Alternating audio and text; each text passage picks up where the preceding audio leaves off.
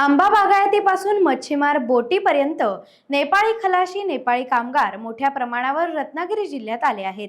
अनेक वेळा हे कामगार तात्पुरत्या स्वरूपात येत असल्याने त्यांची माहिती पोलिसांपर्यंत येत नाही। परराज्यातून येणारे कामगार यांच्याकडून गुन्हेगारी कृत्य अधिक घडत असल्याचे मागील काही अनुभवांवरून लक्षात येत आहे। या कामगारांची खलाशांची माहिती पोलिसांकडे नसल्याने बऱ्याचदा तपासात अडचणी निर्माण होतात। यामुळे आता रत्नागिरी जिल्हा पोलिसांनी याबाबत कडक पावले उचलली आहेत। यासाठी जिल्हा पोलीस अधीक्षक धनंजय कुलकर्णी यांनी एका बैठकीचं आयोजन केलं होतं। आंबा बागायतदार आणि बोट मालक यांची संयुक्त बैठक 10 ऑगस्ट रोजी रत्नागिरी जिल्हा पोलीस दलामार्फत घेण्यात आली, अशी माहिती जिल्हा पोलीस अधीक्षक धनंजय कुलकर्णी यांनी दिली।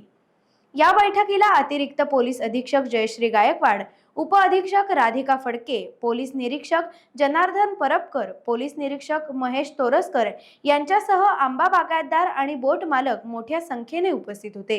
तसेच जिल्हाभरातील पोलीस ठाण्यातील पोलीस आणि 1,500 नागरिक ऑनलाईन पद्धतीने या बैठकीत सहभागी झाले होते।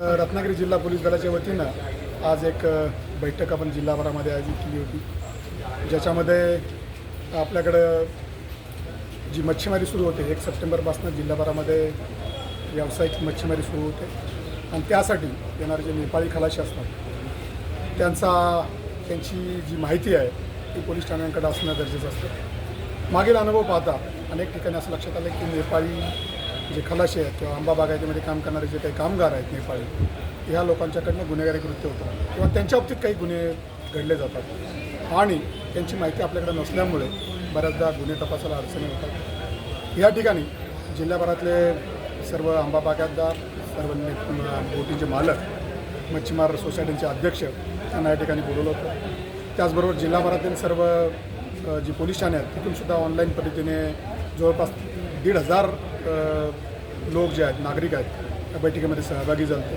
त्याच्यामध्ये अतिशय सांगोपांग अशा प्रकारची चर्चा या संदर्भात झालेली आहे। त्यांनीसुद्धा काही मुद्दे या ठिकाणी मांडलेले आहेत आणि त्याचासुद्धा आम्ही या ठिकाणी नक्कीच पुढील याच्यामध्ये उपयोग करणार आहोत, त्याच्यावर उपाययोजना करणार आहोत। या ठिकाणी आमच्याकडनं सगळ्यात महत्त्वाची सूचना त्यांना करण्यात आली, अशा प्रकारच्या नेपाळी लोकांची माहिती पोलीस पाटील किंवा त्या ठिकाणचे पोलीस स्टेशन्स आहेत त्यांना दिली पाहिजे आणि त्याच्याबद्दलची एक मोहीम आपण सुरू करतो आहोत, जेणेकरून कुठल्या प्रकारचं गुन्हा जिल्ह्यामध्ये अशा लोकांच्याकडे होणार नाही। त्याचबरोबर आपल्याकडे जे काही चिरेखाने आहेत, चिरेखान्यावर काम करणारे जे लोक आहेत ते परराज्यातून येतात किंवा बाहेर जिल्ह्यातून येतात, त्यांचीसुद्धा माहिती आपल्याकडे असणं गरजेचं आहे। याबद्दलची सविस्तर चर्चा या ठिकाणी झाली आहे आणि त्याला अतिशय उत्तम अशा प्रकारचा प्रतिसाद सर्वांनी दिला आहे आणि मला वाटतं त्याचे पुढील काळामध्ये अतिशय चांगल्या प्रकारचे संदर्भ आपल्याला दिसतील, उपयोग झालेला दिसेल आणि गुन्हेगारीवरती नियंत्रण निश्चितपणे येईल। थँक्यू। टाइम्स डिजिटलला लाईक करा, शेअर करा, सबस्क्राईब करा आणि बेल आयकॉन दाबायला विसरू नका। Times digital.